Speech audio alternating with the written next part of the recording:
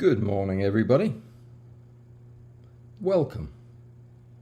It's Saturday morning.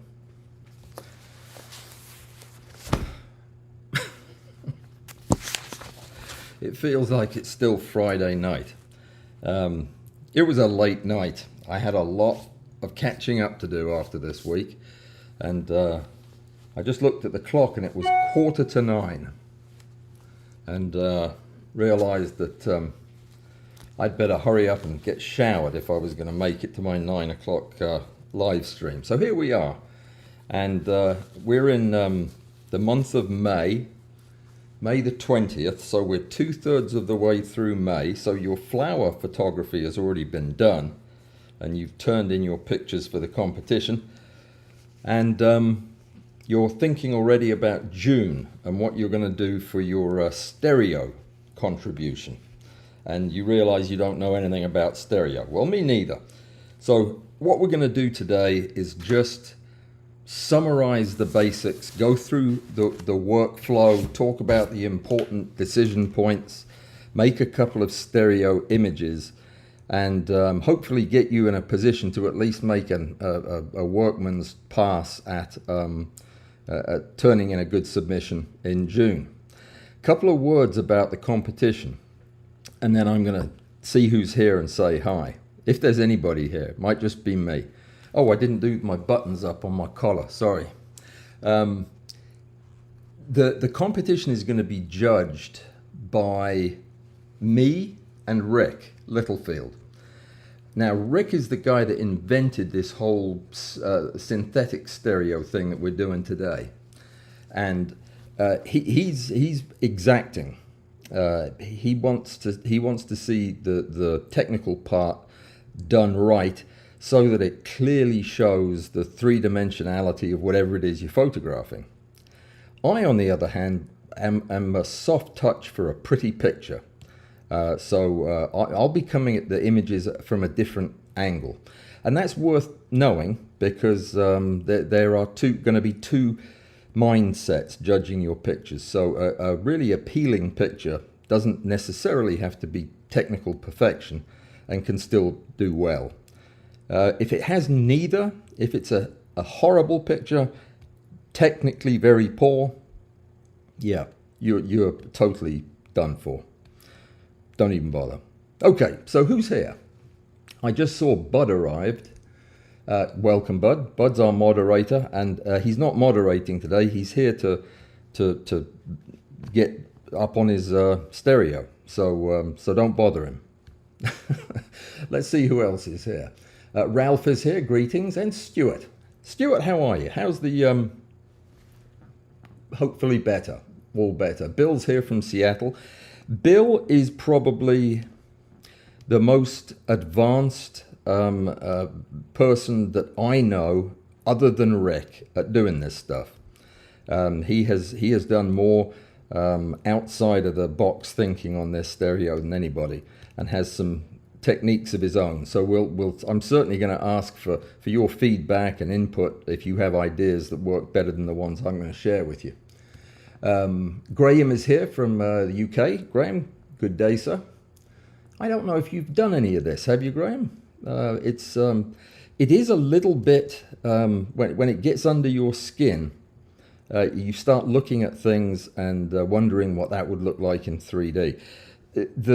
The most valuable part of it for me has been, I get together with Rick once a week to just talk about photography and the technical side of it, and to try to learn as much as I can from him. And one of the things that frequently comes up is we will find an interesting structure, something that neither of us has seen or completely understands.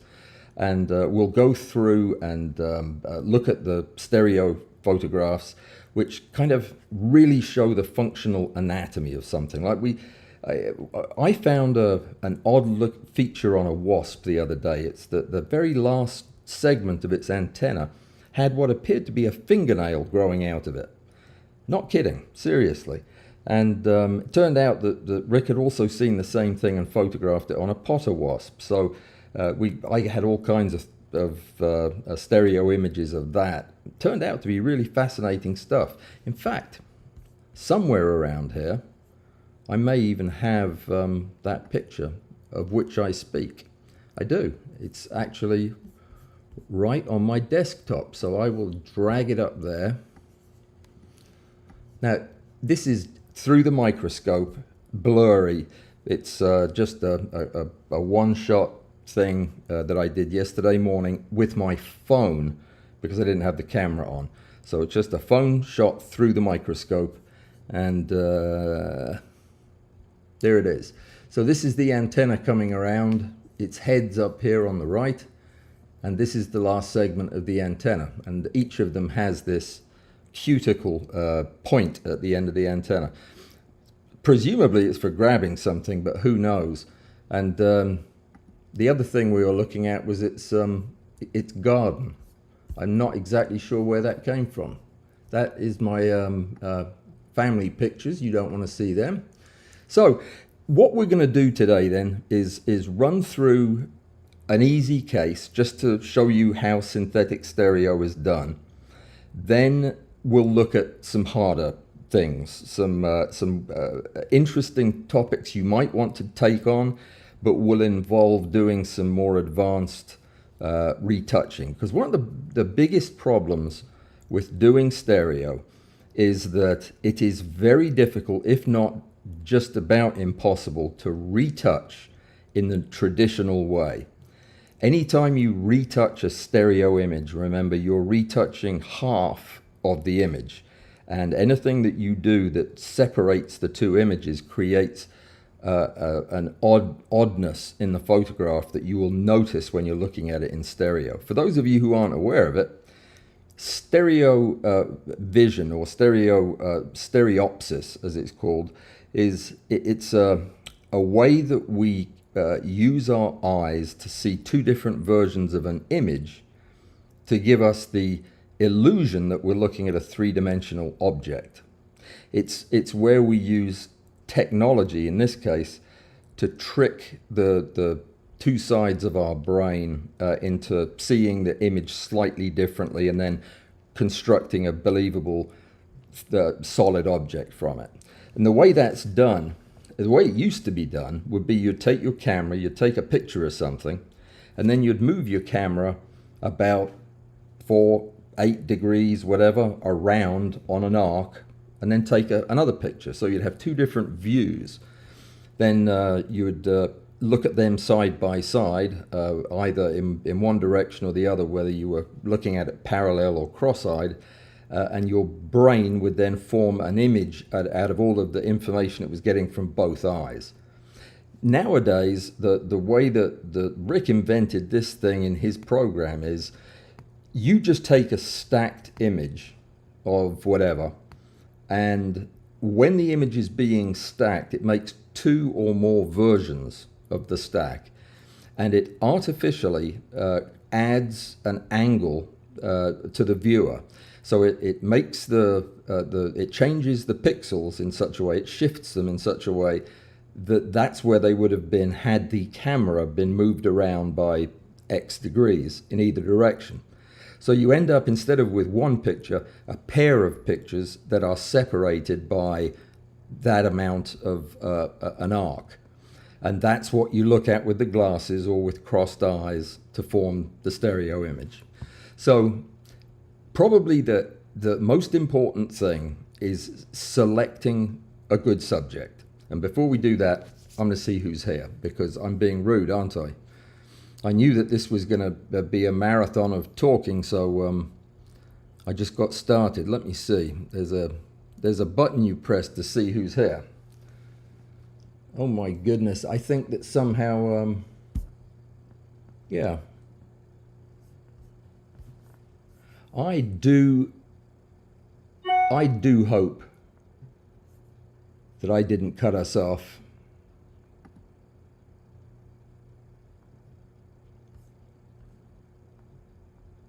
All right. No, I'm still here. Guys, did I disappear there for a while, or have I been live the whole time? Because I accidentally closed YouTube. Yeah. So there you go. We have some true experts in the room this morning, and that is going to be very helpful to me because I am not. Yeah, I'm not too proud to say I am always trying to learn more about this. I've been studying this all year, and I found it to be one of the most challenging things that I've done in macro photography. Really have. But Joseph is here, and Joseph is something of a connoisseur of this, so I think we'll be good. And Joseph also tells me I've been here the whole time, which is good, fantastic. It's odd when you realize you've closed down the thing that you're watching the streaming on, and yeah, there you go. So Art is here, welcome, and Peter Nagy, welcome. The best stereo viewer, old military aero photo viewer. Yeah. So you Peter, you are into this. You do this stereo stuff. I had never dabbled in it. Well, that's not true. I had dabbled in it unsuccessfully, and it was Rick that got me back into it. And he didn't say anything.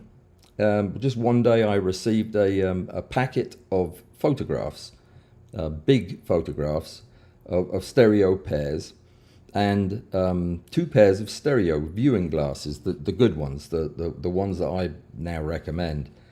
And yeah, I was hooked from that moment on. I mean, the pictures are just stunning, amazing. And yeah, it's really hard to once you've done it, to shake it as something that you look at every picture and wonder what would that look like in stereo. And that's part of the issue here, is looking at your photographs and deciding what would that look like in stereo, because it does take time, and you do have to know what you're going to be doing before you start. In other words, that's not true. You could do the stacking and have a single image and look at it and say, oh, that would have been good in stereo, and go back and restack it, but that's a waste of time. So what really helps is to either photograph something as if you are going to go all the way through and make a stereo out of it, which is great, or look at your stacks with a mind to whether or not they would look good once you've done the stacks. Now, in this case, I didn't have time, I have not had time to shoot a new photograph for the purposes of this session, but I have a file on one of my hard drives that contains many thousands of unstacked stacks that I, for one reason or another, didn't like, or had already stacked one that turned out well, and I just leave those stacks, and I will go back periodically and look at them and see if there's anything that appeals to me. So what we're going to do is we're going to just thumb through those until I find something that I think has the characteristics that will make it look compellingly three-dimensional, and that's very important.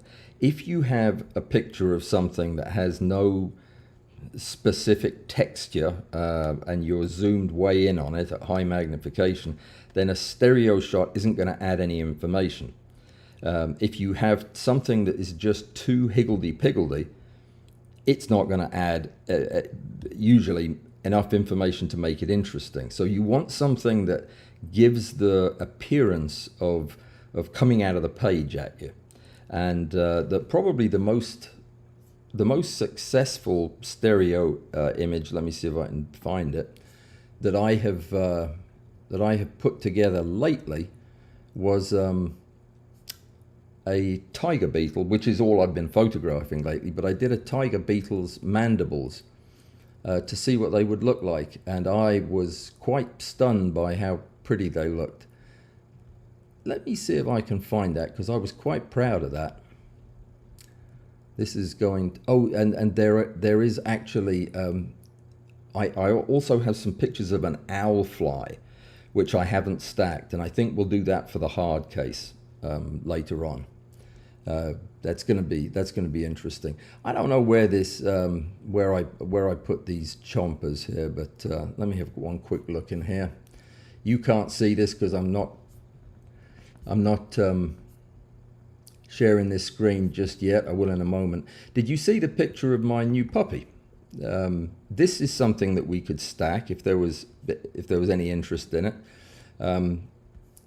He's not house trained yet.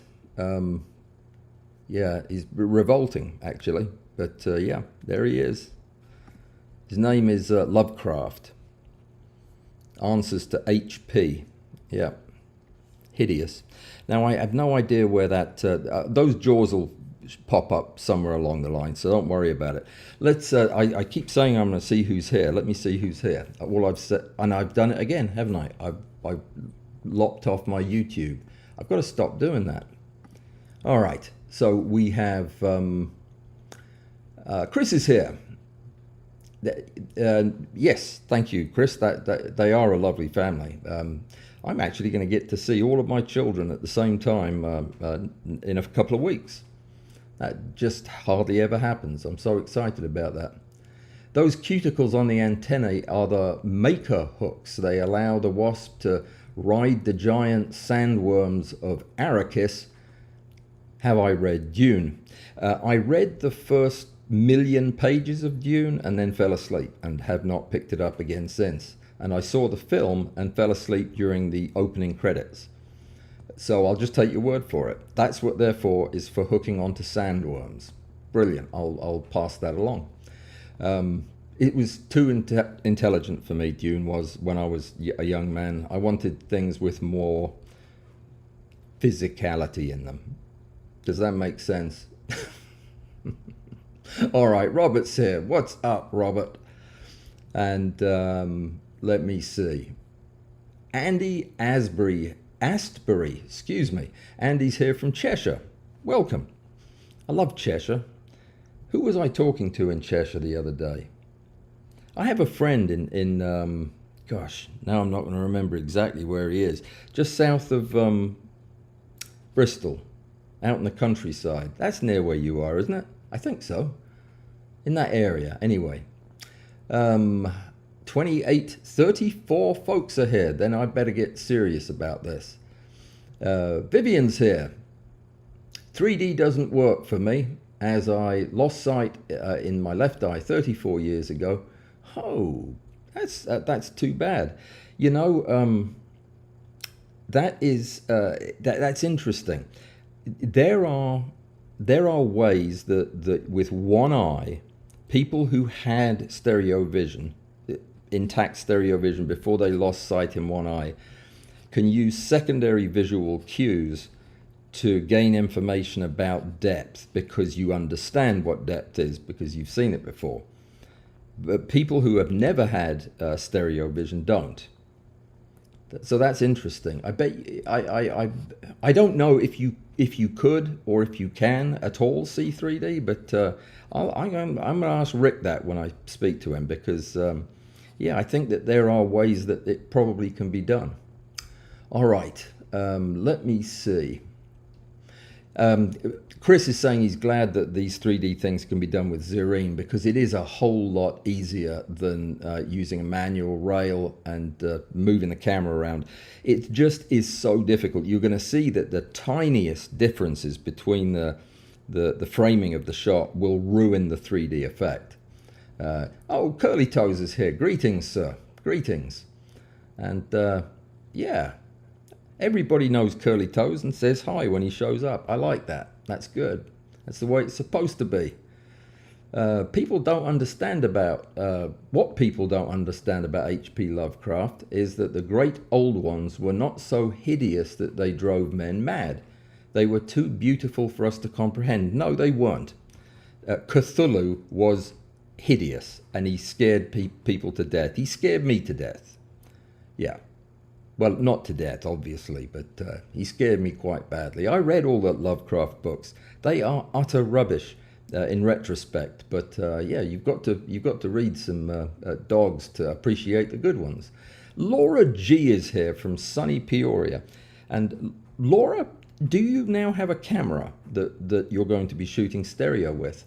Because yeah, that's good. It's progress. All right, hippie days. Okay, you were talking to some cat from Cheshire. That was in the hippie days, wasn't it, Joseph? And yeah, he had a friend and a hooker, not a, you know, a pipe, a smoking pipe. Yeah, okay. I'm going to stop that whole train of thought. Robbie Keane is here. And he's surprised I'm live at this time of day. What do you think? I stay dead until 11 o'clock in the morning? Nope. I do this every other Saturday. We do a presume for Patreon, where we start even earlier than this. We start at 8, so it's a convenient time for Europe. But this is a spontaneous, last minute, spur of the moment thing when I realized I was free this Saturday, and lots of people had asked me for a little bit of help with the stereo, so I thought we'd do this live. So that's why I'm doing it. That's why you're seeing me. And if my eyes are red, it's because I was up late making pictures last night. So I think we're just about ready to jump into the image making. The way we do it is this: when we find a picture that's going to work, we set the shot up or set the stack up so that it will make 2 versions of the photograph. It's really that simple. And then when we have the 2 versions, we look at them and compare them, and if they're satisfactory, we can make a final photograph that is both of the images together.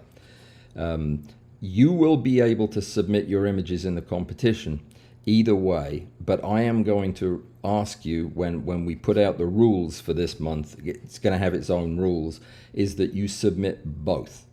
That will make it easier for me to immediately show everybody who has glasses a picture they can see, and at the same time show cross-eyed pictures for those who don't use glasses. And what I'll do is I'll probably line them in a different color so that you can instantly know as I'm talking about the entries which one is which, and you can look at the right one. Because it's frustrating to look at a parallel image cross-eyed and not be able to form a good picture. It gives me a headache anyway. All right.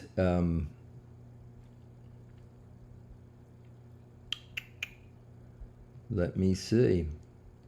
Yeah, stereo vision with one eye is probably not the right way to put it, Peter, but there is a way to monocular view things with one eye by moving the eye or moving your head. But gosh, I don't know how you do it. Things that only have one eye on each side of their head have to do something, don't they, to get depth? It's confusing. Phil's asking Joseph what he had for breakfast because he's all fired up. No, he's not. This is Joseph. He's just awake. Is what this? It's a sign of him being awake. If he's full of information, it's good. Very good indeed. Thulu is cool. Absolute terror at board game night. Really loves exploding kittens for some reason. Yes, well. We all have our weaknesses, don't we? David Brown is here from Winthrop, Maine. You want to separate parallel and cross-eyed images and not the triple. No, if you are capable of doing the triple, then do the triple. That's all. If you do the parallel on the left and the crossed on the right, that would be best. That will be perfectly acceptable. What I'll do is I'll probably put a colored box around each side so that people know which 2 to look at. What Bill's asking about is he basically invented a way to make these triplets of all 3 of the images. That is, it's 2 pairs of images, so that one of them, the pair on the left, would be for looking at with glasses, and the pair on the right would be for looking at cross-eyed. So it'd be 3 pictures in a row. The middle picture shared by both the outside ones. But I don't know how he did that, and I haven't been able to replicate it, but I think he did it in Photoshop or in Lightroom. If you can tell us, Bill, then that would be great, because I'd love to know how to do that. I keep meaning to find out and never do. I don't have Photo Image Maker or whatever, the stereo photo image maker that Rick uses. I don't have room on my computer. Yeah, I'm agreeing with Chris here that the picture of my puppy is also too beautiful for us to comprehend. Woof woof. Yeah, no, it's just ugly, really. The stripy pyramids coming out of its face. There's nothing pretty about them. All right, so let's get into it. Let's go ahead and wander through some of my older stacks and see if we can identify one that will work. And I have not done any preparation for this at all. I have been enormously busy this week and just haven't had a chance to, and I'm glad I didn't, because you get to see this part of it. So what I'm going to do is take us back up to Lightroom, where we can take a look at a couple of these old files, and you'll see they have thousands of images in them. And yeah, there's macro stacks here is just random, and you'll see a lot of these were not stacked because they're terrible. And sometimes I don't know that they're going to be terrible until I'm finished with them. And some of these have been stacked. Don't worry about it. As long as I've got the source images, we can do it again. So what I'm looking for is something that, first of all, is doing something or positioned in a way that is going to make it compelling to look at in 3 dimensions. For example, this is a weevil of some kind that appears to have been posed as if it's coming out. No, it's a plant bug. As if it's coming out of the picture at us. That is always a good stereo, because these front appendages are going to be right in our face, and this antenna is coming straight at us. They're always good to look at. The fact that I have a light colored bug on a dark background is going to help. You want contrast in the edges. It doesn't necessarily have to be a whole bug. It can be or bug or flower or object, whatever. It can be part of an interesting part of that subject. Last night, one of the pictures that Rick sent me last year was, or 2 years ago, was a photograph of the mandibles of a wasp, showing the 3-dimensional structure of them. And I have wanted to repeat that photograph myself for a long time. And I remembered I had a dead wasp in the garage, and I photographed it last night, but I haven't looked at the pictures yet. I just downloaded the card. Hang on, let's zip up there for a second. I just downloaded the card, and yeah, all I shot was a green beetle. And this would be good in stereo because he's coming at the camera too. Let's see. Yeah, I mean, we could definitely do him. He would look good, I think, in stereo. He's pretty too. He's like a greenish dogbane looking beetle. Very dark, but I'll brighten that up a bit. That's the look I was going for. But anyway, the mandible of the wasp was a bit disappointing. I'm going to have to try to reposition them. This is it here. You can see that it's the pair of mandibles that are attached to a millimeter of pin here at the end, right and left from the inside. They would probably do okay, and it's a fairly simple, except for the black on black. You know what? I think we'll do this one, actually, come to think of it. Why not? Let's live a little. And it'll give us a chance to remove a pin, because sometimes, you know, you've got to do that. This is a 10 times magnification, and it's terrible. But we'll stick with the low magnification one, the 5x. We'll do that. But seeing as I was going to explain what the process of looking for a stack to do involves, we'll go back to this folder. Now you're getting to see a lot of my worst buried photographs, and that's fine. This is where my photographs go to die when they don't work out, and then also where they stay until I stack them if they haven't been looked at. So This is another picture that would be good in 3 dimensions. It was an unusual perspective. It was part of my series of Macy's insect balloons from Thanksgiving that had broken loose and were floating over the countryside. But this would have looked good in 3D. I don't know if I still have the sources on that. But anyway, so there's this guy. He would be a decent option. And you want to have at least, I think Rick says about 60 to 80 frames. You don't want too many more, or it takes a long time, and you don't want too few, or you won't get the right effect. This would be a bad example. This is a condylostoma species, a long-legged fly. It's just, it sags out of the frame is why it's never been stacked. Yeah, there's a moth. Yeah, just these aren't very good. That's why they've not been done. This is the head of an assassin bug. This would probably look quite good. I think it's pretty sharp. Yeah, this actually probably would look good because those limbs would appear to be in the background quite nicely. We could do this one. What do you think? You want to do this, or do you want to do the tooth?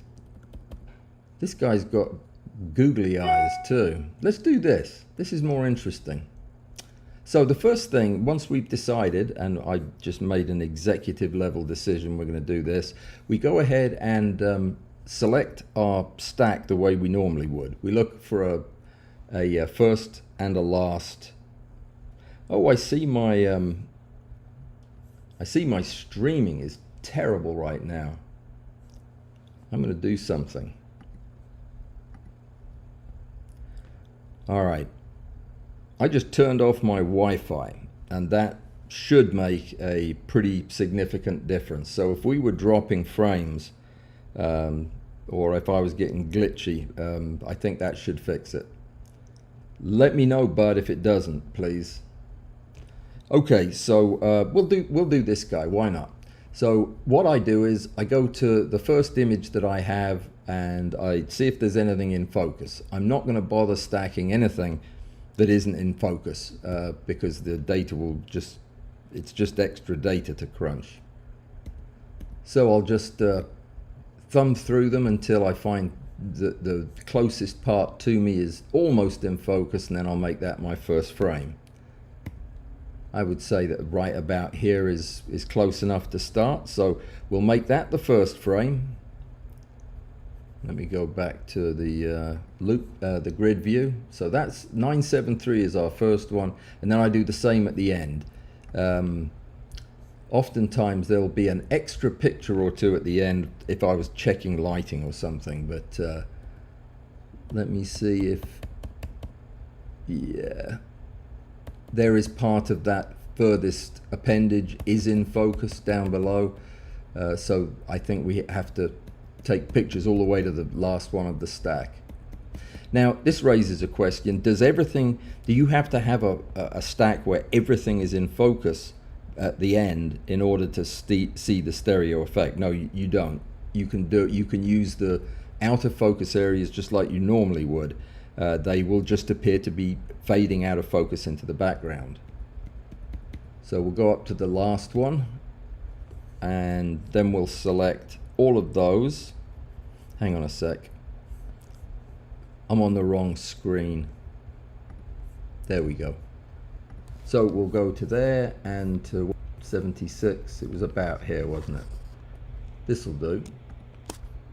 Okay, so we'll select all of these, and what we're going to do then is take them over into Zerine and then set up the stereo. Now I am dropping frames. There is a possibility that that as I start the stacking process here, that we are going to get super glitchy. Even though I have great bandwidth, something happens when you stack in Zerine. The encoding is overloaded. Consider turning down the video settings. You know what? I'll do that. I'll do that. So just chat amongst yourselves. I'll tell you what, let's take a 3-minute break. Go get your coffee refilled, as I'm going to do with mine. And then when you come back, I'll have this smoothed out. Okay? See you in 3 minutes, 5 minutes. Be right back. I'm not going anywhere, by the way, but just you be right back.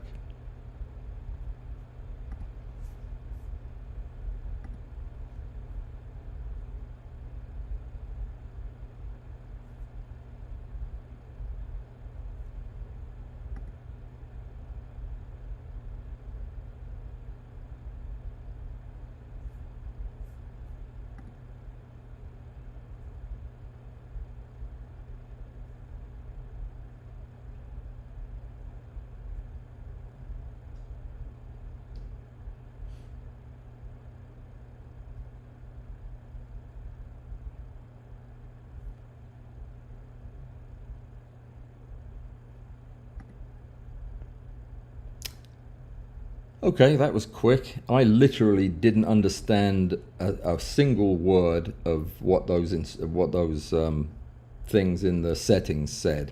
This is something that I'm going to have to get with curly toes on and figure out in the future.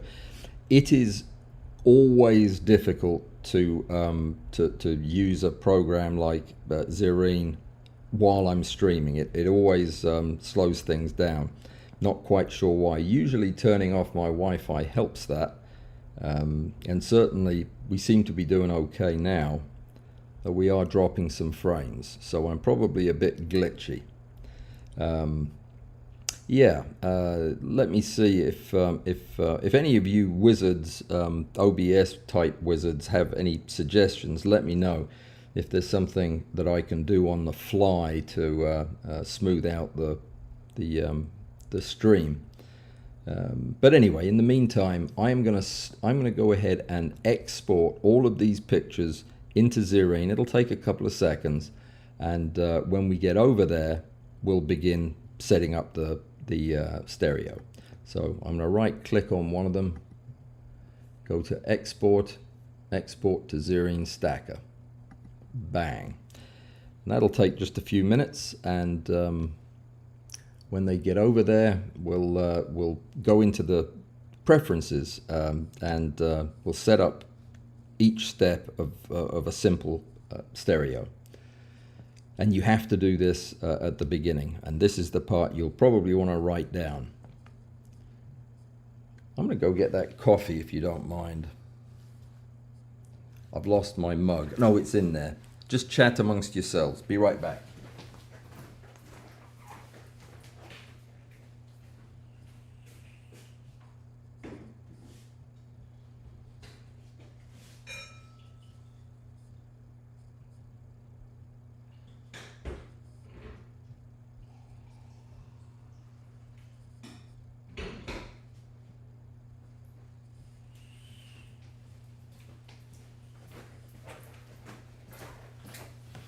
I want to show you something too.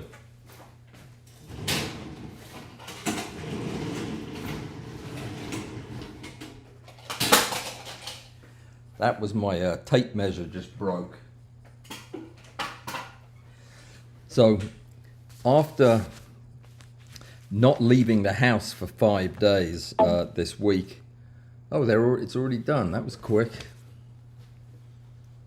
Okay, good. They're over there. Anyway, after not leaving the house for something like a week, I went out for half an hour last night down to the thrift shop to see if they had anything fun. And this is what I found. It is the solution to my bug preparation mess that is currently all over my desk. I like to work at my desk where my computers are, and I like to do bugs at the same time so I can shoot and work. And I needed a way to get all of this clutter off my desk.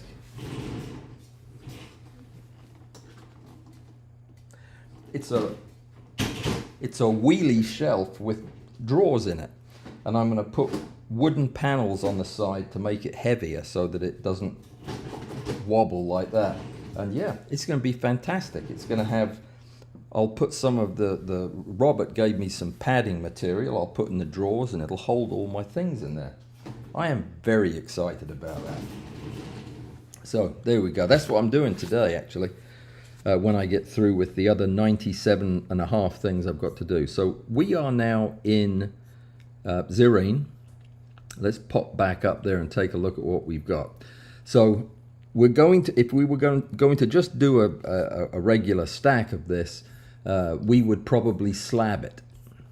Yeah, we'd probably slab it because there are so many pictures, and it would be very difficult to retouch this if we were just using the original source files. So rather than do that, what we'd do is I'd probably break it up into blocks of about, how many pictures was this? It's not that many, about 100 maybe. Let me see. Oh well, it doesn't matter. If it's 100, well, let's look and see. It is.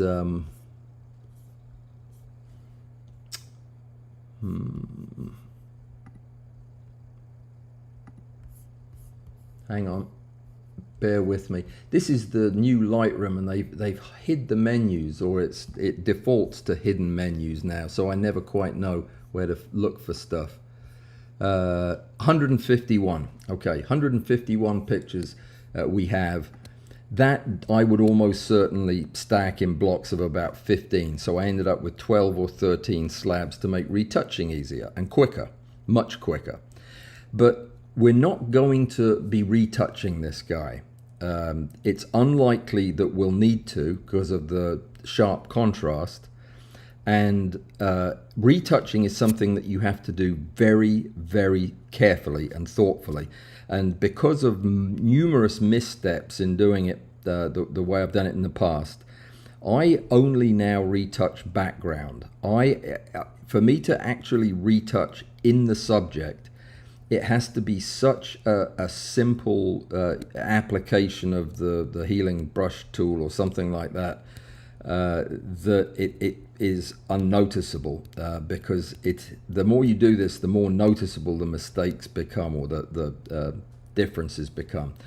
In just a second, once I get this thing cooking, I'm going to go back to the chat and see if there are any questions. But for now, what we're going to do is set this up as a simple stack stereo. So to do that, you need to go to Options, Preferences. That'll open up this window, and this window will have alignment that we're going to need to address, stereo rocking, which is where the main work happens. We won't be using slabbing, but we may want to change the naming convention of our images, but we'll get to all of that. The most basic thing you need to know is that under alignment, during a regular stacking stereo session, that all of these things that are checked by default stay checked by default. Let me see who's calling me. I am getting a call from somebody in Canada, which is one of you, I'm sure, but I can't answer it right now. So whoever that is, maybe they can send me a text, so that I could probably read. We are still on the air. Yep, apparently so. Okay, good. So this is the default settings. Just leave them the way they are. The reason I'm showing you this is if we were doing slabbing for stereo, we would want to leave these checked until the last period of stacking, the last thing that we do. Then we would uncheck all of these. But for now, leaving them at default is great. Leave your DMAP settings wherever they are, because we're going to stack in both PMAX and DMAP, as I always do. And leaving the settings, I leave mine a tiny bit higher than the default, but that's just me. If you're using PMAX, and if your subject is a little less colorful than this, you would probably want to use all color channels in the decision making. That makes for a better. Okay, this time I am going to answer it because this is the boss. Yes, sir.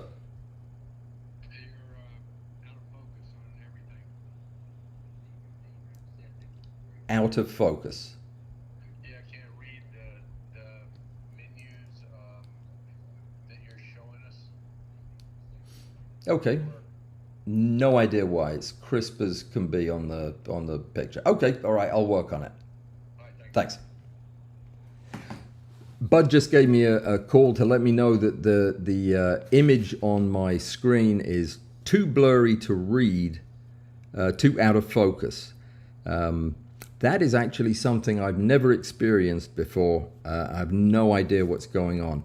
Maybe if what I'll try to do is this. I will bring my Zerine down onto my main screen and try that. So let's see if this helps. Just chat amongst yourselves for a minute.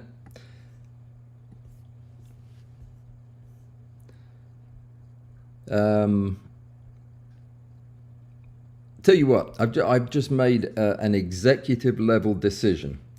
It's been long enough, I think, for everybody who's going to be coming to show up. And let's do this.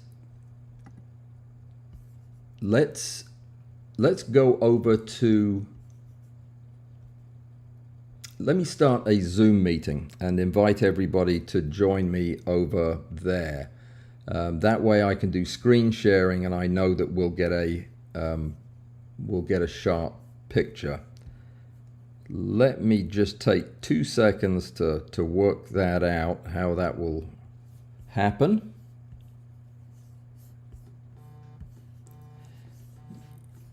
Yeah, I cannot answer the phone right now. So there you go. Alrighty.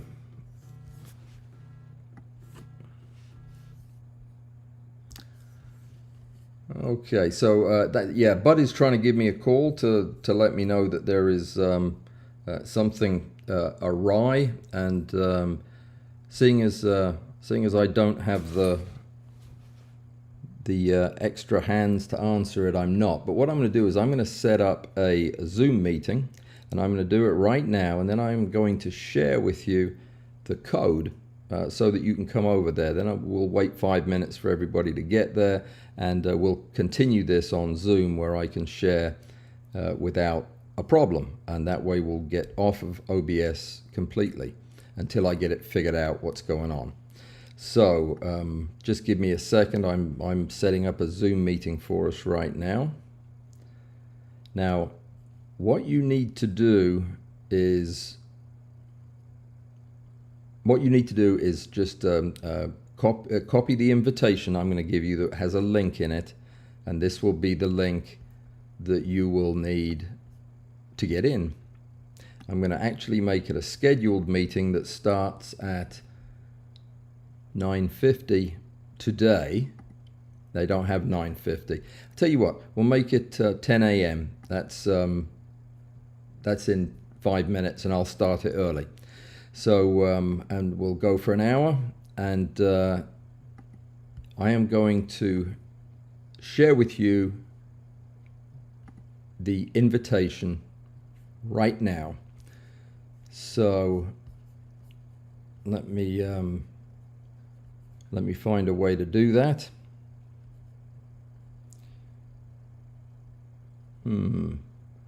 What would be the best way to do? You know what? I'll put the invitation in chat. This is complicated. This is using far too many brain cells at this time of day. This is the problem with impromptu live streams. I don't know what the problem is. I guess it's using all of those big programs are just overwhelming the computer. Okay, I am pasting the invitation. I have pasted the invitation into the chat. If somebody would confirm to me that you got it. Joseph, no, you are probably right. I'm the one who thinks he invented it. He never said that to me. Um, so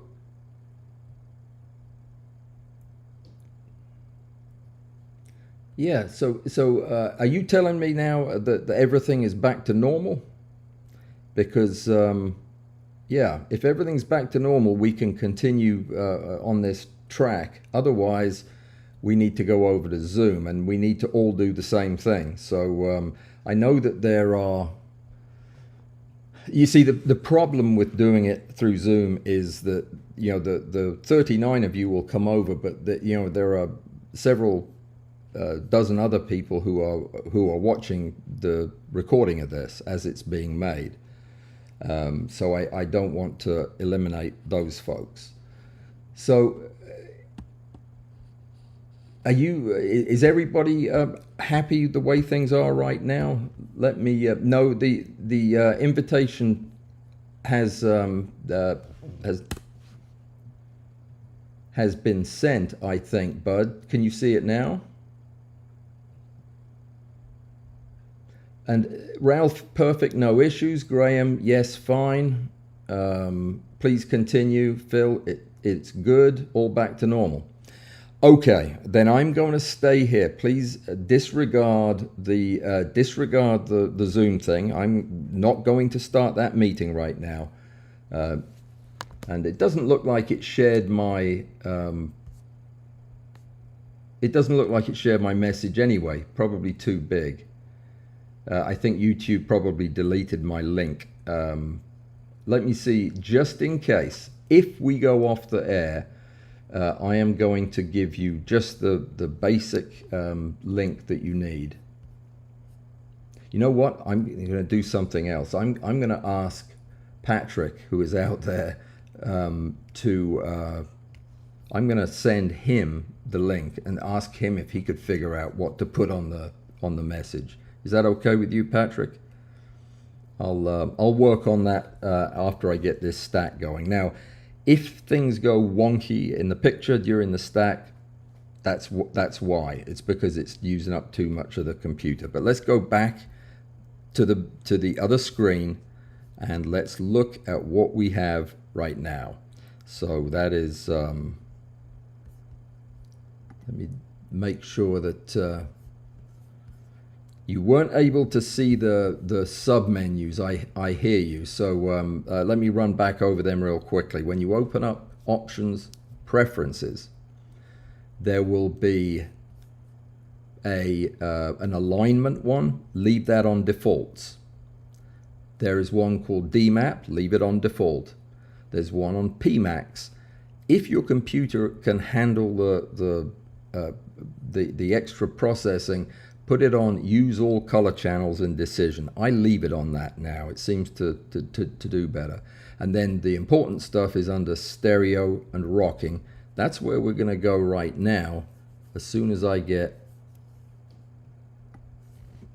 the screen switched over and without crashing the computer. So here we go. So hopefully now you can see my preferences window and the Zerine window. Now, this is what I was just talking about. Use all color channels and decisions. Takes a little bit longer, gives a better result. Go to stereo rocking. Now, this is the key. This is the whole thing right here. You need to check generate stereo pair or rocking sequence. Otherwise, it will do what it always does. With this box checked, when you hit stack all, or align and stack all, it will do it twice or more than 2 times depending on what you set in here in the settings. Now, it used to be that when I first started doing this, I would make 5 or 6 different pairs and it would take all day, but that way I'd be sure to have at least one of them that worked well. But the calculator is so good now that you don't need to do that. You can actually just use the calculator and come up with the amount of separation that the calculator recommends and get a good stereo image the first time. So If you click Show Calculator, all you have to do is enter in the information from the shot, and some of it will already be entered there for you if you want it, like the number of frames. If you click the P button, it'll update it to the number it just imported, which is 151. I was using an APS-C camera. My magnification on this was this is going way back, so I'm gonna a little bit of guesswork here, but I'm guessing that's about 3 to 1. We'll put in 3. That will tell me that my stack width is about 8 millimeters. That's about right. This was a large nymph. Okay, the step size, if I was shooting at 3, I would probably have been around 35 microns. That sounds about right. Now, obviously, if you've just shot the image to do the stereo, you'll know these numbers and you enter them in accurately. But remember, this is millimeters, so 0.035 is 35 microns. That is conservative. I probably would have taken slightly longer steps, but we'll leave it there for now. And the angle off axis, that is kind of tries to mimic what our eyes do. So you're pretty safe on 4 or 5. That is a number that you enter. And when you do that, it gives my shift in X to be 4.62%. That is the shift in one direction. So it would give a total separation of about 9%, which is quite a lot actually, but it should work out just fine. So the way we enter that, and this is the important part, the way we enter this information from the calculator is we take the shift in X and we set our shift X limits as follows. We're going to round this up to 5 for no good reason. I mean, yeah, let's keep the numbers whole just to make it a bit easier. It's over 4.5, so we'll make it 5. We'll go -5 to +5. -5 to +5. So that means we have shifted the X as it recommends 5 degrees in one direction, and then for the second image in the pair, because we said the number of output images is 2, we made it 5. Now, if I put 3 here, it would make 3 images with the offset at -5, 0, and +5. It would just split it up into smaller steps. But seeing as we're trusting the calculator, we're going to use the number it gave us and just set the high and the low, or the most to the left and the most to the right. But try not to think left and right, because they don't always correlate to what we think of as left and right. This is just one angle, this is the other angle. You'll see what I mean, maybe. Ignore the Y limits and the conical path. You do want to make sure, by the way, that you're photographing something that is kind of positioned in a way that you would see the 3D or the three-dimensionality of it. This is a bit iffy, but I think the way the head comes up, we will. Let's look at it anyway. So once you've done that, all you have to do is click OK. Now it will remember those settings until you do the stack. And then it will reset that one that had the tick box in it where it said create stereo pair. Now, I'm not going to do anything else to rename these stacks, because under naming, I have chosen a template which is under image saving, which has all the information in it. So I'll be able to look at this and I'll know that these are my stereo outputs. It gets complicated with the slabbing part, because we have to change them. This changes to a different title. It changes to slab naming. We'll get there another time, but for now, just click OK. Now, That's it. That's the basic setup. So the only thing you absolutely have to do is enter that information about the percentage separation. Then all you have to do is go to stack, align and stack all, bang, and let it do its thing. And what it will do is it will align all of the images just the way it normally would. And then it will go through and it will make 2 sets of images for the outputs, for the PMAX and the DMAP. Then we can possibly do a little background work to clean up each using the regular editing tools, and we'll be left with a pair of images that we can, final images that we can then preview as a stereo pair, and if we like them we can make the stereo image. And that is really all there is to it, the basic most basic principle of creating that. So this is going to take half an hour. That seems excessive, doesn't it? It usually runs, it's probably about right for a stereo because it's doing everything twice. Now, normally, and I hope that we're not dropping too many frames or breaking up here, but normally what I'll do is, while this process is going on, I'm off doing something else. I do this in the background. It's just like my photography. I'll pause frequently to go set things up, and then I just leave them to run. So anything that involves patience and waiting, I'm doing something else while it's going on. I recommend you do the same. There's always something that we can be doing. But so far it appears to be holding up just fine and making progress. So the idea is that it will shift these images and make the 2 different sets.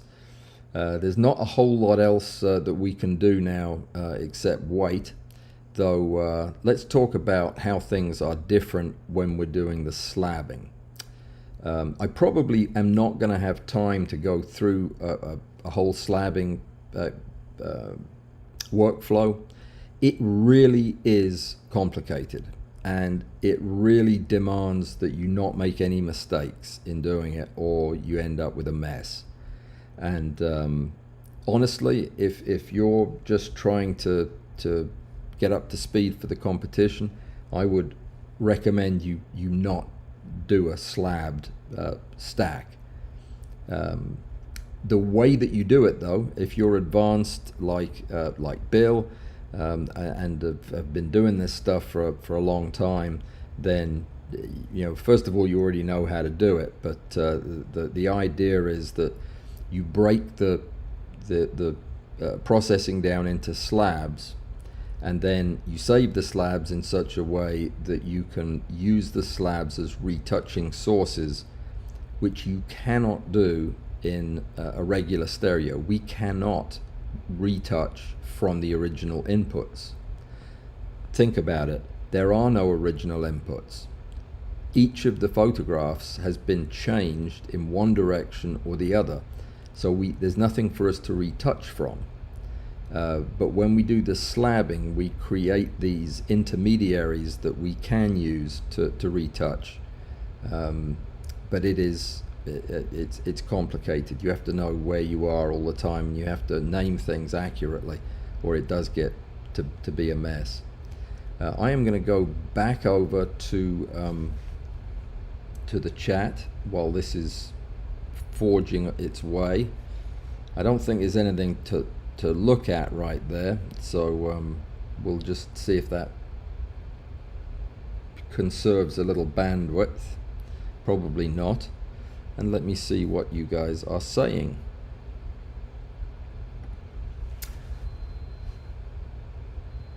Okay. I mean, Bud's saying his screen resolution dropped. I'm quite sure it was something that was coming from this end. Right now, my picture looks really good on the BenQ, the other monitor, sharp as a tack. So yeah, we'll see. There's now 42 of you here, which is wonderful. Welcome everybody. No, Joseph, the invite did not come through. It's still sitting in the outbox. It's I think it was too big and too linky for YouTube to send. Is it necessary to do a DMAP with stereo? Absolutely not. It really isn't. And you can much quicker. No, hang on. Let me try that in English. If you just do the PMAX, the whole process is a whole lot quicker. But if you have a subject where the texture and the color are important, like they are in this particular bug, without them it wouldn't be much of a picture. I still want to get the DMAP. But yeah, there is certainly an argument to be made to just PMAX it. And I could have just PMAXed it to look at the stereo pair and see if it was any good before I did the DMAP. But I don't like doing things twice. I really don't. If I'm gonna wait 20 minutes for it to stack, I might as well wait 25 for it to do both algorithms.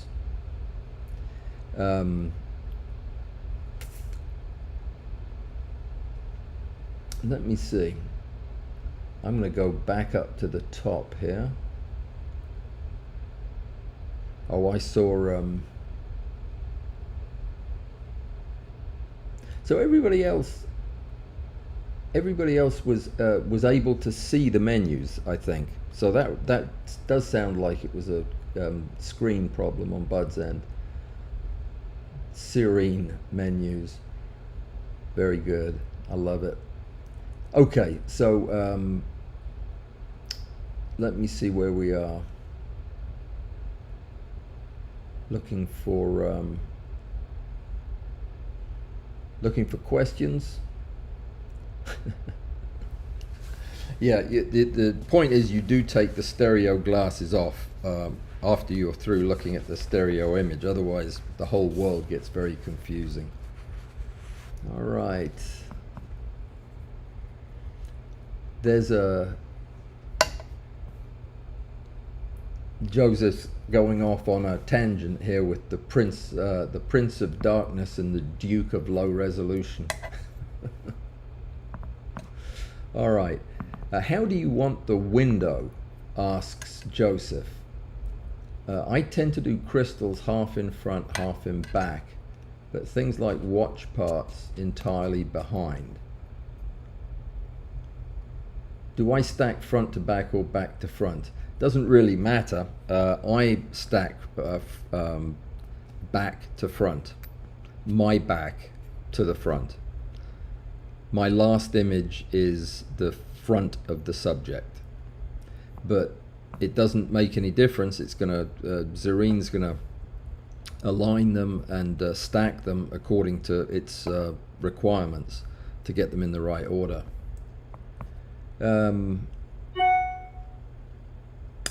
Chris says Zerine is really pretty clever. If only its performance was as good as Helicon, because the results are comparable and extremely close. I don't agree. I don't agree at all. Never have.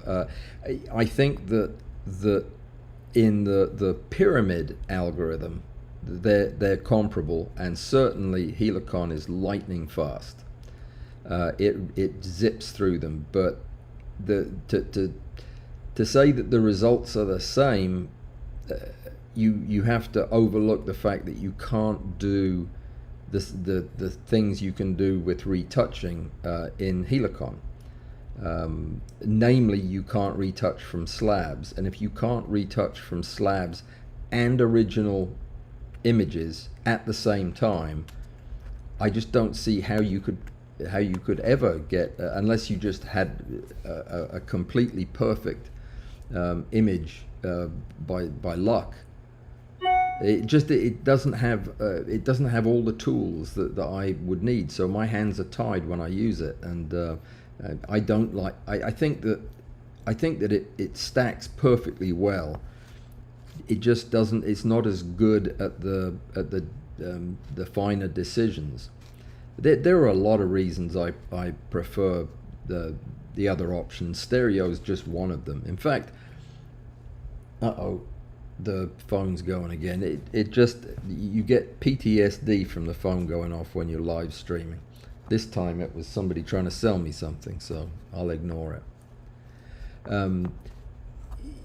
Then the question is, Bud says, retouching is much easier in Photoshop for me. Yes, it is, but there are some things that you can't do in retouching in Photoshop that you can do in Zerine, because in Zerine you are retouching from the two different algorithms. When you go to Photoshop, you have already decided on which output image you're going to use.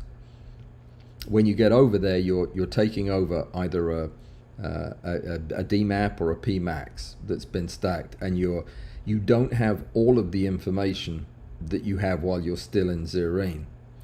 The reason that I would not do that and rely solely on Photoshop is when I retouch a DMAP output using a PMax source, it allows me to combine the best of both worlds in terms of crossing detail, edge detail, sharpness from the PMax with the richer colors and better textures that you get in the DMAP.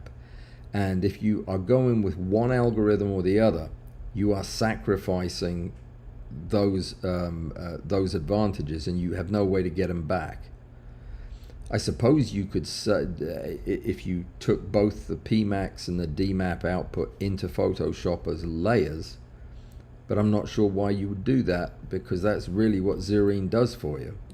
It already has them aligned as layers, and you're painting PMax elements onto your DMAP, or vice versa. I hear what you're saying, and very few people are anywhere close to as competent in Photoshop as you are, and I have no doubt that you can get an awful lot of good work done. But with stereo, you've got to be really, really careful. I made some stereo pairs that I thought looked fantastic, and using Photoshop to clean everything up, and every place I cleaned up turned out to look terrible in the stereo once it was pointed out to me. Let me mention one thing about the competition. When I have a stereo pair, I'm not gonna use up bandwidth by trying to find it, find one to show you. I'll show you in a minute. While the thing's running, I'll leave it be. But while you're when you have the stereo images in front of you, they will form a panel of 2 or 3 if you use Bill's method. When you look at them, there may be some artifact on them, but when you put on your glasses and you look at the pair of images together as a stereo, very often artifact disappears, because remember that a lot of the halo artifact is an honest representation of the out of focus part of the image superimposed on the in focus part, and that forms a halo where the out of focus part behind is just visible, because it is visible in the photograph. It's not an artifact in the sense that it made it up. It's an actual true representation of it. But when you put on the glasses and you look at these 2 imperfect images, the way they combine is exactly what your brain is expecting from a 3D object, and all of the edge artifact vanishes. So the question I had was this, and I asked Rick this. I said, you're judging a competition on stereo. Are you judging the quality of the individual images in the stereo pair, or are you judging 100% the stereo image itself as seen by the judge's eyes, and it is the latter. In other words, it would be a mistake to invest too much time and effort into cleaning up the individual input images, because they're not really going to make a difference. We're not going to be judging them. We're not. We'll look at them to see what the picture is, but we're not going to be judging the quality of those images. Now, if those images look great and then the stereo looks terrible because you've clone stamped bits from different levels onto the wrong parts, that picture won't do well, even though the inputs look great. Okay, that makes sense. There's some questions for me. Ralph, please remind me of your recommended stereo glasses. No, because I've lost them again. What did I do with them? I just had them.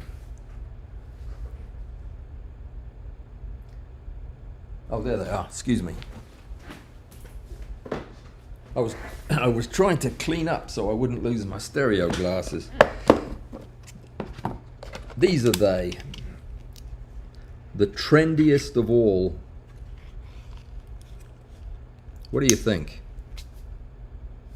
This is them, and they come in a series of different names. This is the Berezin.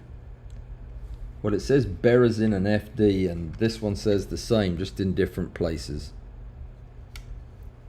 The reason I like these is you can set the intraocular thingamajigger in here. It tilts the mirror back and forth so that you can get it to where you're seeing just what you need to see. Very effective. I love these. These are great. And they are available at Amazon now for $30. You can get the same things on Amazon in Canada for $170. Crazy. I just sent a pair to a friend in Canada, but they are in the shops, because I have bought a pair recently. So now's the time to get them, because when they were gone out of the shops for the longest time, months they didn't have them. I'm gonna have a quick peek at the Zerine and see what is going on. Oh, I think I just figured out why we were having problems. I had another stack going. This was a slab run. Yeah. Now I need to retouch this guy, because I've already got the DMAP and the PMAX finished. And this is, as soon as the other process finishes, I'll come back to this window just to point out the point I was just making to Bud, that there is something that you can do at this juncture that you cannot do in Photoshop. Anywho, while I'm doing that, let me have a look where we are. Oh, fantastic. We've already got the PMAX is done. Do you want to see it? I bet you do. The PMAX is done, and it is working now on the DMAP. It's only got a few minutes left to go. And I think this will actually look pretty good, because those antennae are coming way up out of the back, out of the head there. We'll see. There were probably a dozen other better choices, but I rather like the bright orange of this fellow on a Saturday morning. So it's plodding along, not too bad on speed. It is going to ask me to set my contrast threshold in just a few minutes, so I'll leave it on this window, and I'll set the contrast threshold. On a subject like this, there are going to be parts of the appendages that I am going to allow to be masked, because it doesn't make much difference. but normally I try to keep unmasked anything that's part of the subject. Yeah, this is actually quite a nice picture. It's really quite sharp. There's lots of detail in it, so maybe it'll work out quite well. I love the color of those eyeballs on the back of its head. So let me go back to the questions, because I saw there was a few others. Yeah, okay. Have you done a video on the intricacies of retouching? A live retouch like this would be helpful. Phil, I've done it several times. I've done 2 separate videos on slabbing, and I have done a lot of stuff on retouching. If you go to my website and search for retouching, it'll show all of the articles and videos that I've done. Actually, over on macrorails.com, that will be another place that you'll be able to find everything I've ever said on the subject. But that you can never do enough. I mean, it is the whole process of doing this. Focus stacking is to me is retouching. That's the difference between a great picture and a not so great one is how you retouched it. So yeah, there is a lot of material out there, but if there is an interest in doing a live retouching session, I'd love to do that, because every photograph is different, every approach is different.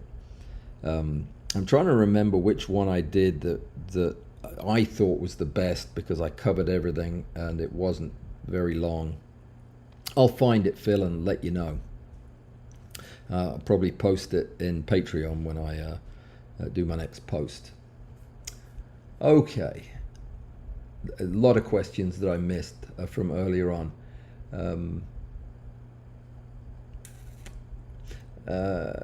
Do you manually select the slabs? One slab for the back legs, another for the head, another for the legs? No, I do not. I do not do that. What I do is I just slab in blocks, and then if I slab in blocks and I find that there is an area, I talked about this on the live stream on Thursday actually, where I was describing how to get out of the mess you get when you stack 2 different sets of photographs at the same time by mistake. It's much the same thing. If I don't have a slab that serves my purpose, I'll go back and I'll select the images for the right antenna, start and finish, and I'll redo them as a separate slab. But seeing as almost all of the time I'm happy with the slabs that are that are generated in blocks of images, I just use them. So every 16 images or whatever is usually just fine for me.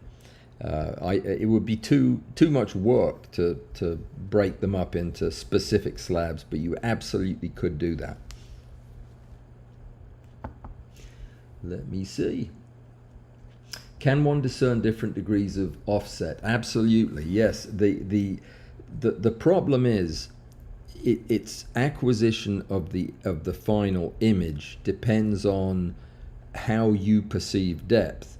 If you set that offset too high, you won't be able to resolve it as a stereo image, and everybody's a little bit different. So you tend to set the shot up to where you can see it most clearly. Usually means other people will too. But the idea is to experiment. The reason that the calculator defaults to 4 degrees is because of the nature of human eyes in human eye sockets. Gives that separation, and that turns out to be a good number that's safe to use in the calculator, that gives you a percentage X shift that most people will be able to see cross-eyed or parallel.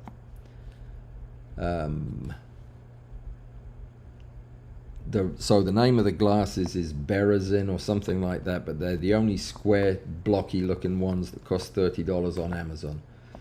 I would open it up and show you, but too risky having more bandwidth there.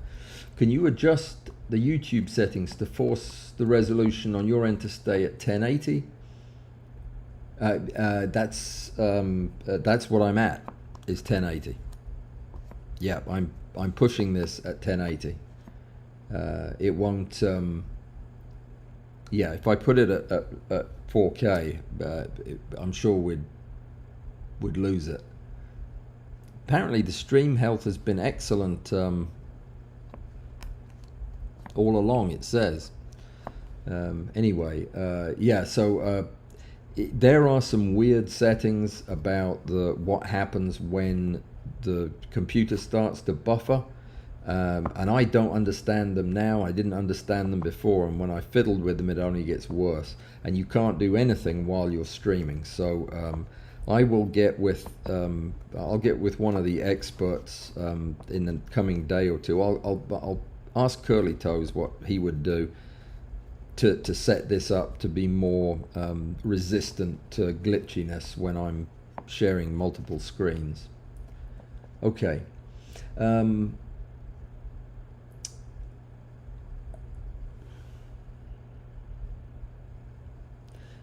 Yes, Joseph is pointing out that these glasses are marketed under a bunch of different names. They are, but I still think they're the best. I've used several. Some of them are so flimsy they won't stay on your head, which is a problem. Let me see.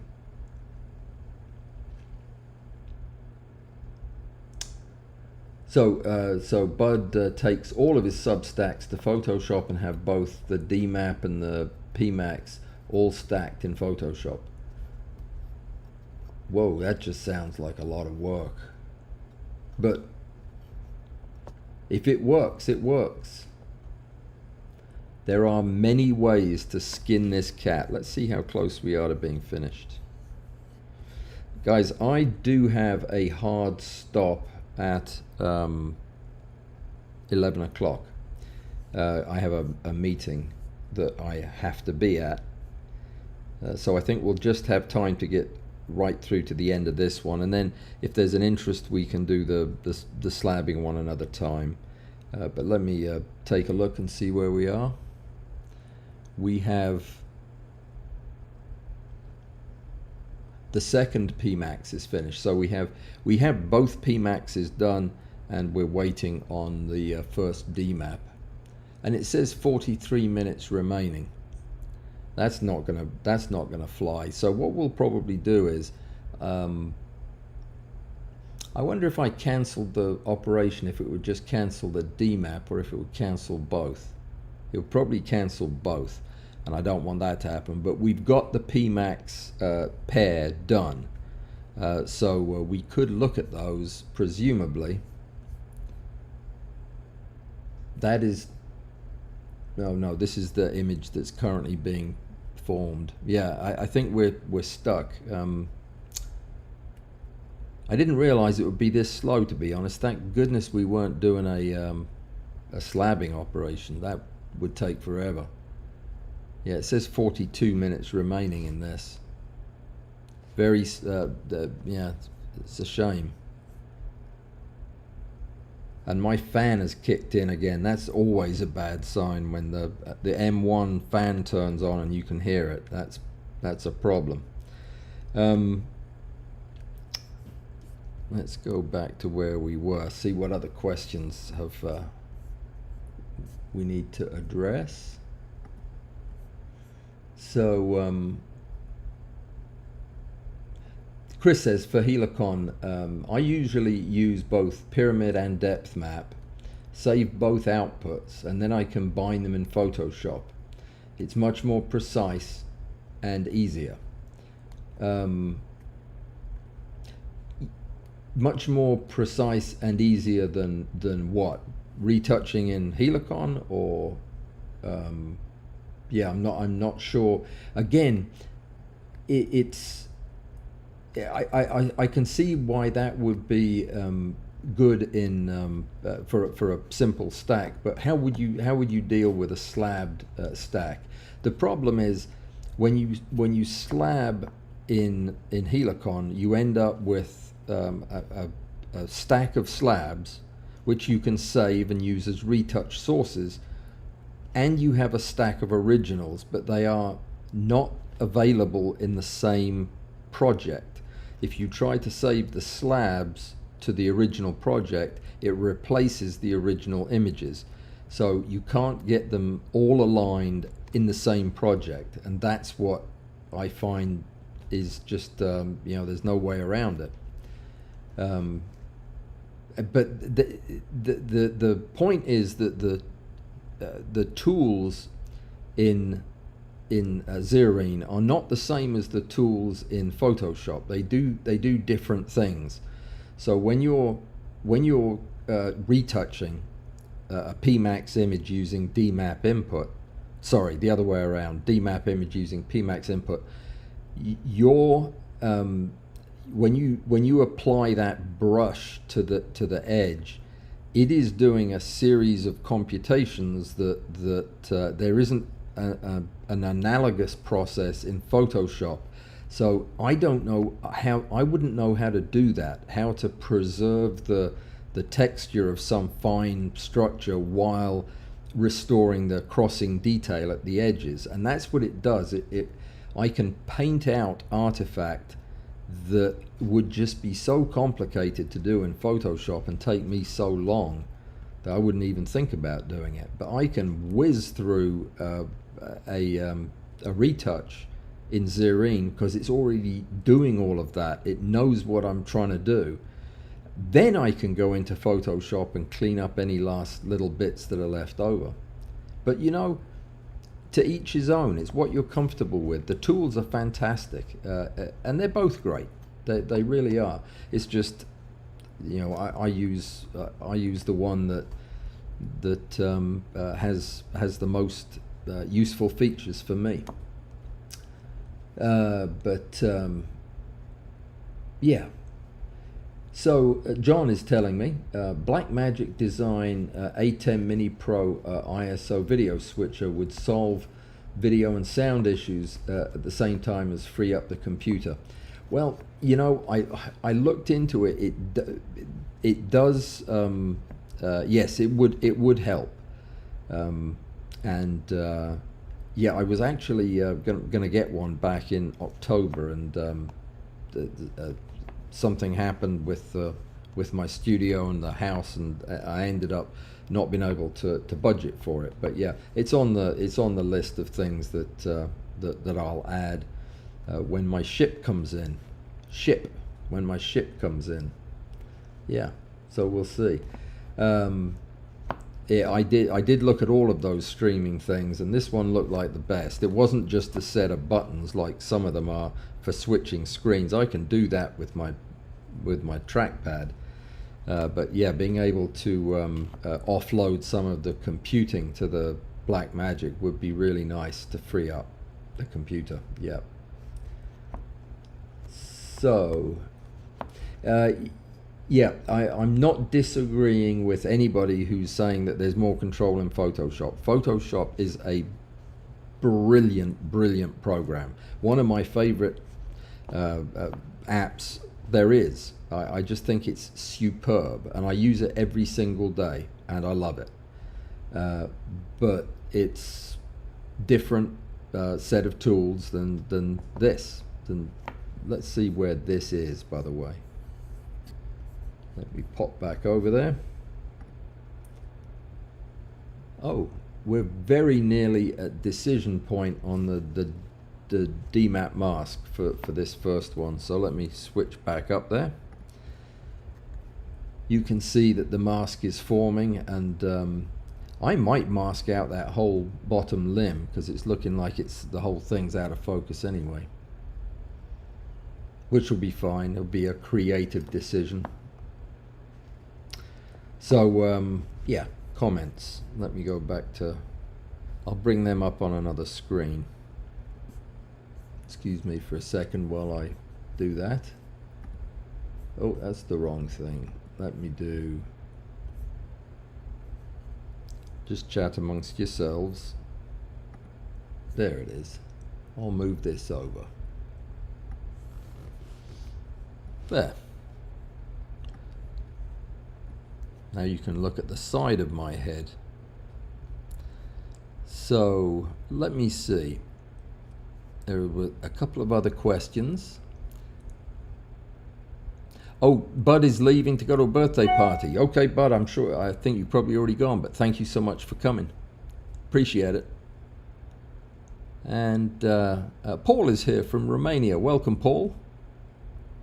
I don't recognize your last name, so maybe this is your first visit. I'm glad that you came. Normally we're a little bit more organized. No, we're not. We're not any more organized, but we do have fun on Tuesdays and Thursdays. Very nearly ready to apply a contrast setting to this image, and then we'll be on the home stretch. Blimey, it does take a long time when you're waiting for it to happen. Let me see. Patrick, he is doing a couple of YouTube live streams a month. Image quality drops some watchers' devices are quite normal and happen. Crystal clear HD picture over here from start till now. Oh, well, that's good. Thanks, Patrick. I guess it was that's just one of the things that happens, is that people's images get wonky from time to time. I know that when I'm using Zerine and a couple of other programs live, it is a problem. Normally I run 4 versions of Zerine at the same time. I'll have 4 images going at any given time, and that is just eats up all my processor. So yeah, I wouldn't be able to stream if I was doing that. All right, that's 1 image to go, and it'll ask me to set a contrast threshold. It's nice to kind of keep an eye on the picture and see where you want that threshold to be. Okay, that the window just popped up. I'll bring it up there. So I'll set the contrast threshold using the slider, and what I want to do is I want to make the mask, which is the black part, cover everything that I don't care about seeing detail in. Now, I don't want to cover up my subject. I want to see all the detail I can see, but I don't want to see detail in any of the halo stuff. So that right there is about perfect. I'll accept these little areas because I'm going to retouch them. So I'd say, okay, that looks good at 66%.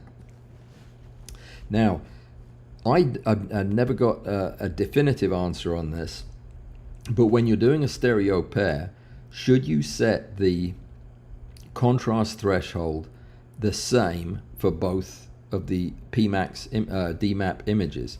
The answer I would say is it depends, because there may be subtle differences in the 2 images after the program has created the synthetic shift.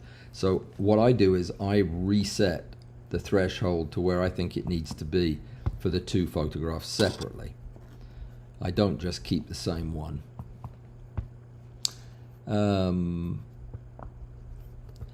Ralph is asking Bud if he's saying that he stacks Zerine slabs in Photoshop. And Bud says he makes substacks, not slabs. I make substacks to correct defects and take all into Photoshop as layers. Yeah, that is an interesting approach. That it kind of, in my workflow, it defeats the object of having Zerine.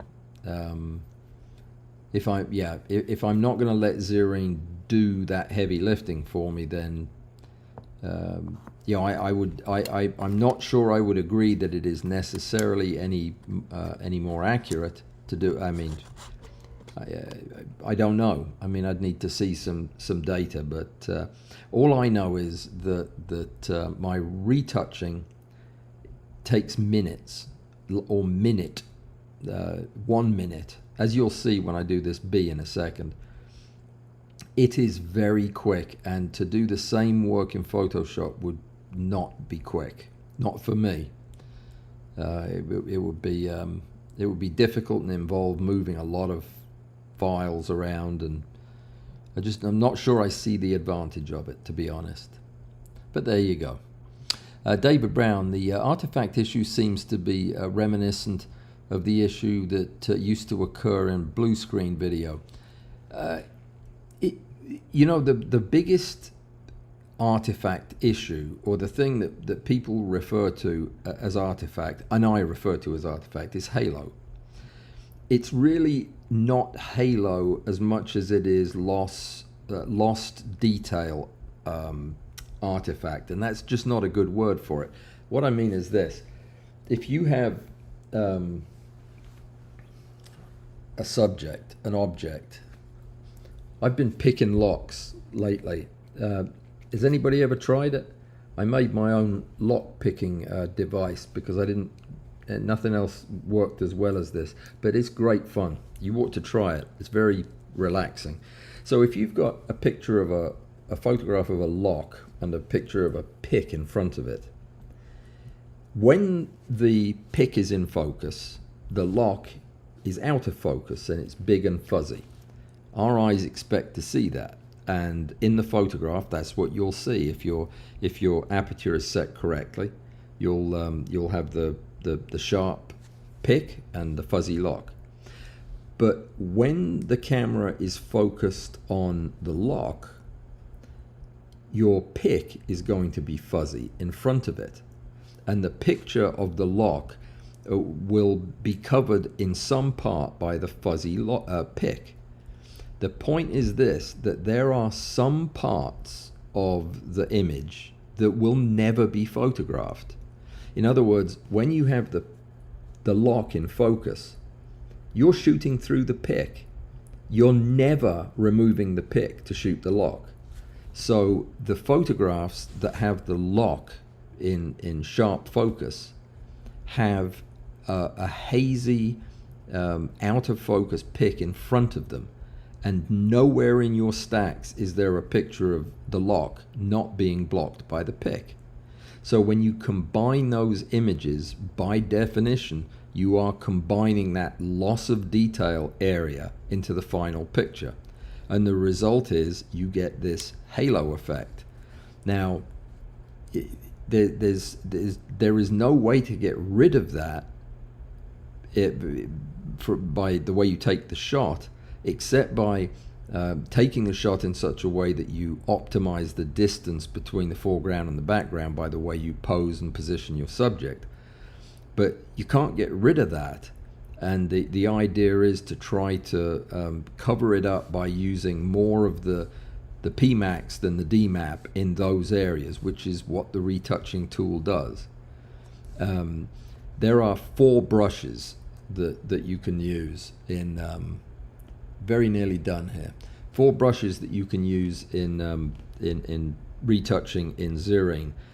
There's the automatic one, the default one, the details one it's called. Then there's a pixels one, and then there's a darken and a lighten. And they all operate differently, and they are all useful at different times. But by far the best is the default one, because it is an intelligent retoucher. It will know when you paint over certain areas what you're trying to accomplish, which will be to de-emphasize the presence of that out of focus foreground that is blocking part of the background, and it'll make things look sharper in that area than they actually are in the picture. And that's, I guess that's what Bud's talking about doing with Photoshop. I happen to like the way that the Zerine program is comparing pixel values in adjacent pixels and doing all of that work for me. Yeah, and I'm a control freak, so that's a little unusual, but that's the way it is. Maybe it's just that I'm not good enough at Photoshop to be able to compete with Zerine. But anyway, let me see.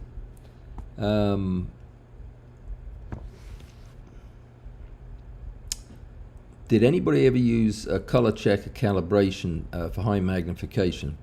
The slide version for microscope objectives. Yes, actually, I do, and Bud does extensively. Um, oh no, I'm sorry. You're talking about the color calibration. No, I know what you're talking about. No, I haven't. Um, I use the regular color checker, the X-Rite thing, not the slide version. I've had no problems with it. You mean to calibrate your screen, right? Yeah, it doesn't make any difference. I just keep it calibrated and don't have any trouble with the microscope objectives. Alrighty, let me see.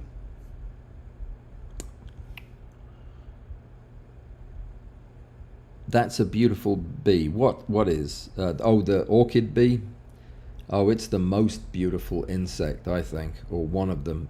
It's not as beautiful as the tiger beetles that I've been given from Robbie in Canada. They are just mind-boggling to me. I photographed. I must have shot 100 stacks of these tiger beetles of every detail of their body. I'll show you one in a minute because I just finished stacking one. In fact, oh no, that's the bee. It's I don't know what I did with it, but I just did a focus stack of the eye with the antenna in front of it on a tiger beetle that just it came out way better than I expected it would. The root of the antenna is a different kind of coloration than the rest of the beetle, and it's just beautiful and sitting in front of the eye the way it was. I'll find that. In fact, I can do that while we're waiting. We've only got about 6 more frames to go, and we'll jump up there and we'll make our. Oh, hang on a sec. No, it's just finishing. I'm sorry, it's just finishing the first D map. We're not going to have time to finish this, but what we'll do is I'll post the I tell you what, I might make a short video this afternoon of the completion of this, and I'll drop it over in I'll put it up on YouTube and drop the link in Patreon and Discord, and anybody wants to see what the final result looks like, it'll be there, and I'll explain how you put the pairs together, because I'm going to have to leave here in about 10 minutes. Yeah, I knew that an hour and a half would be pushing it, but with the technical issues and what have you, I will, seeing as this is now going to take a lot longer than I thought. You can see here that what I was calling the second DMAP process was actually the second half of the first DMAP process. In just a second, this image will be the completed DMAP on the right, so we'll wait for that to pop up. I think it's looking nice. I think there's the contrast is great. I mean, this will make a good stereo image. Okay, so that's the 000 DMAP, and now it's starting to make the 001 DMAP. And they are the 4 images that I would very carefully retouch to fix any background issues, and then the outputs from those retouches would be the stereo pair. Let's go back over to the B for a second. If we get in problems with the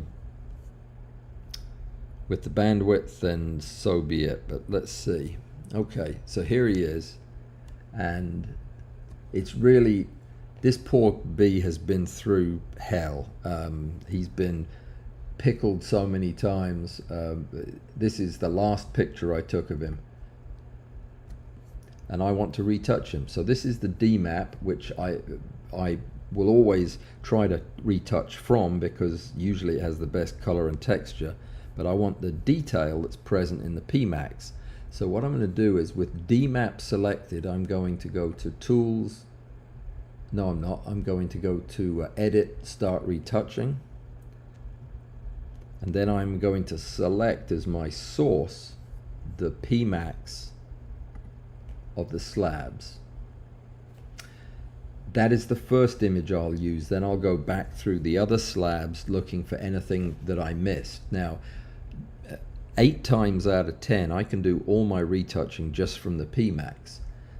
I'll go to areas like here where we have this out of focus, loss of detail halo, and I will paint over it.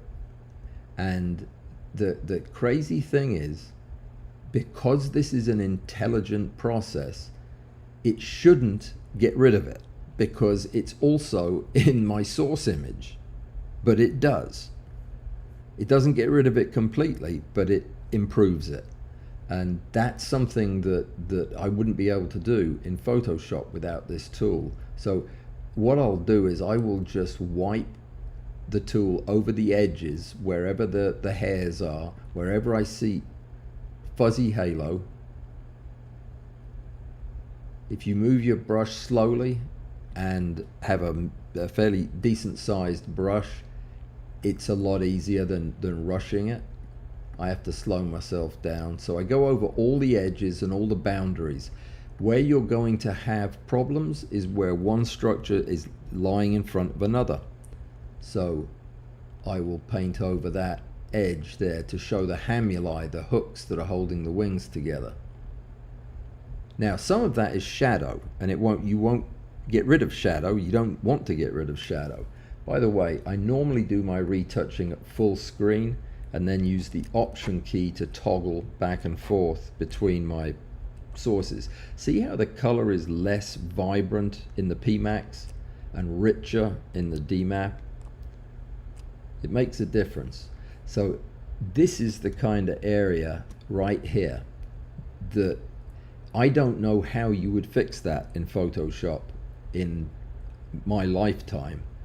So I would absolutely retouch this over here, because the retouching involves painting it like this, and it removes the bulk of that artifact. I mean, I cannot make it any clearer why I use this. It's just, I'm done. Now, sure, I can, in Lightroom, I will dehaze this a little, and I will change the contrast settings a little to minimize this and make it less obvious or less apparent. But this is just ridiculously quick and easy compared to having to manufacture a repair in another app. And wherever there is separation of parts, near and far, that's where I go looking for these halos, and they will paint out. Not all of them, and sometimes you're left with more than you can stomach and the picture is not any good. But most of the time, with this and a little bit of Lightroom work, I can make it invisible. And I'm almost finished with all I'll do in retouching, seriously. I couldn't even have these pictures in Photoshop yet, let alone start retouching. So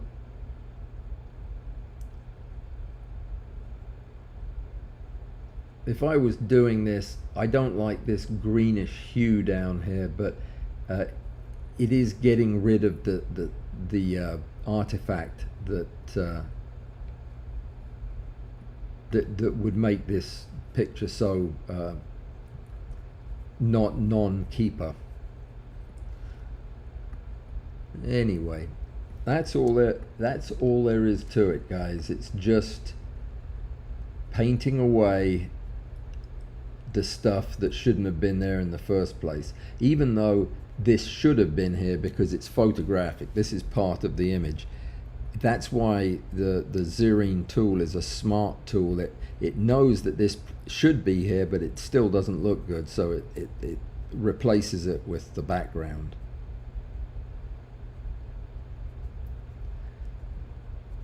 Yeah, I mean, you'd have to really come up with a good reason for me to not retouch using the tool that's been invented for it. There's just not a whole lot more to do. Anytime I see that stuff called splooge around the edges, that is a true stacking artifact, and that will always get... Oh, that was quick. Hang on, let's go back over to the other one. Yeah, it wants me to... oh no, that was just it finishing. Now it's starting the last D map. Yeah, when we're not going to have time to finish it. We've only got 4 minutes and it's going to take 17. Bad timing on my part, but let's finish this up while we're over here. So I'll go over areas that are important or problematic twice. Oh, it looks like that reset my my retouch. How did that happen? Yeah, all my changes came back after I left and came back. This is the type of thing right here that you can see this. This is detail that's showing through from behind. It's called foreground transparency. I get rid of this from the slabs themselves. So I would switch to the slab that covers that eye, which is probably the third from the end. There it is. And see how in the slab that eye is clear. Then I would paint that in from my source. There you go. That's another thing that would involve masks and all kinds of things in Photoshop. I just wouldn't have the patience for it.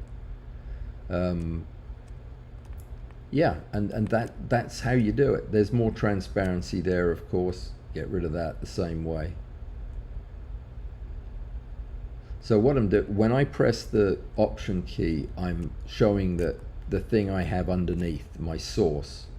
And in this case, this whole mouth area will look a lot more believable if I blur out what's behind it. So that's exactly what I'm going to do. I'm going to, by painting in what's on the PMax, I'm just going to leave the DMAP looking uncluttered in this area, like that. Make those jaws look cleaner, get rid of that in the background. So there's a creative element to retouching as well. Now this antenna is going out of focus where the transparency is, so we're going to have to go to another slab. There, the next one down, and we can, wherever it's transparent, we can just use the slab to restore what we can actually see, or what we would expect to see. That's all there is to it. And you know, I am sure that folks like you know, I've been doing this with the darken brush. That was a mistake. I was wondering why that wasn't changing the way it should. The darken brush will compare the pixels that you're trying to paint on with the ones that are there, and it will only paint the darker ones. So it's great for painting over hazy areas, but for regular retouching you want the other tool. As it happens, I'm really happy with what it did here, and I don't think I'm going to bring that green bit back in. Yeah, maybe I will. Yeah, that looks a bit better. So that's all there is to it, and I'll go around a couple of times looking for areas that are better on the PMax and paint them in, like there. That doesn't look too good, but with that hair detail back in, it looks much better. Great. Artifact up here, we can get rid of that because it's not on the source image. Lovely. And yeah, a minute or two and you're done. This bee is in terrible shape though, very, very scrappy looking. But anyway, any questions about retouching? I'm going to come back over and just check out the comments. But when I'm finished retouching, by the way, from the slabs, I go back to the main PMax output, and just give it a once over just to make sure I didn't miss anything. I did, didn't I? There's a bit of transparency up there, so it would definitely. This is a complicated picture with a lot of depth changes, so it might take a few passes to get it done. But let me just fix that eye while I'm, yeah, there you go. See, so this slab has no problems with the eye, and it also has none of that haze. So let's get rid of it. Paint out the eye. What about the top? Does it go away? Not really, it's still there. But this haze goes away. Let's get rid of it. This is the magic of Zerine. This is what Helicon cannot do, to my satisfaction. And it is the reason that I am an outspoken supporter of Rick's program, is because I just think it's better than anything else out there for what I do. And this is what I do. All right, I'm going to shut that down, and I'm going to let this stack finish, and then I will probably record a little something. If not that, I'll just post the pictures both places to let you see what the end result looked like. But that, hopefully that covers it. The trickiest part for me is when you have the outputs, is knowing which one goes with which when you're previewing the stereo pair. That's what I'll probably either put in a video, or I might talk about it on Tuesday and Thursday this week, because I can, next time I talk about this, I'll bring the examples with me and show you them in real time. But anyway, that's that is about everything I have.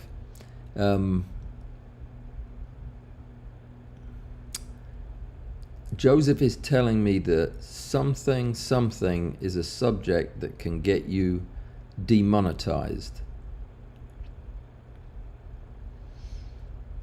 L and P. I don't know what they mean. Is that something I said? Oh, no, there are. I mean, it's an art form. Do you know who one of the greatest LPers was? Well, most famous anyway. Who am I thinking of? Physicist. You would know, Joseph. I'm flummoxed that you think that that's a bad thing. I mean, there's a lawyer that has a channel all about it. Rick told me. I think it's just that I think they're fascinating pieces of equipment. I'm not a criminal, am I? Oh dear. Well, I can't get through a day without putting my foot in my mouth somewhere along the line. Yeah, I think that's what we'll do.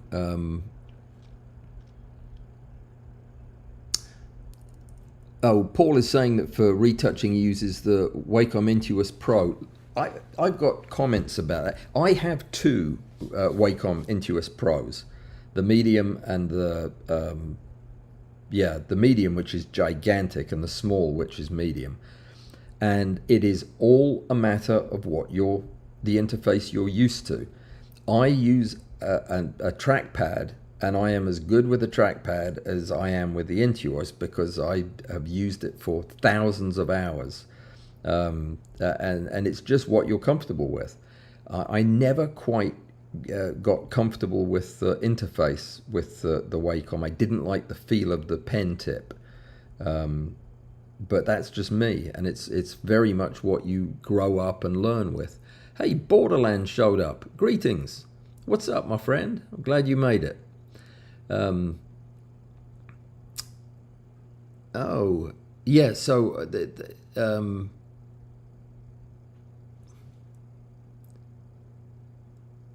I will. I will check that out, Joseph, and find out of what you speak. But I won't say that anymore. But it is fun. Listen, everybody, I'm gonna wrap it up. Thank you, and thank you for giving me a thumbs up. I do appreciate it.